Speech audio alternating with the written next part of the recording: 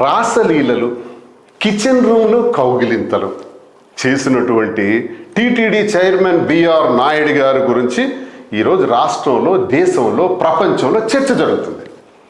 దానికి వారేమంటారంటే, ఇందులో నాకు 30 సంవత్సరాల నుంచి ఆ కుటుంబాలతో సంబంధాలు ఉన్నాయి, దీన్ని అనవసరంగా దుష్ప్రచారం చేశారు, అందులో కొంత భాగం ఏఐ టెక్నాలజీ కూడా వాడారు, అయినా ఆ వీడియో నేను చూస్తుంటే ఆ వీడియోలో నాకు ఎక్కడా తప్పు అనిపించలేదే, అక్కడెక్కడ తప్పు జరిగినట్టు అనిపించలేదే అని బిఆర్ నాయుడు గారు నొక్కి నొక్కి చెప్పారు. బిఆర్ నాయుడు గారు TV5 యజమాని, మరి అంతేకాకుండా టీటీడీ చైర్మన్ గారు. ఏం సార్ చైర్మన్ గారు, ఈరోజు టీటీడీ నుంచి కంప్లైంట్ చేసి మాధురి మీద, తనుజ మీద కేసు పెట్టాలని ఆదేశించారట. మరి మీరు చేసిన దానికి ఏం చేయాలి? మీరు చేసిన పనికి ఆ వీడియోలో ఏ తప్పు లేదు, నాకు ఏ తప్పు కనిపించట్లేదు అంటున్నారు కదా.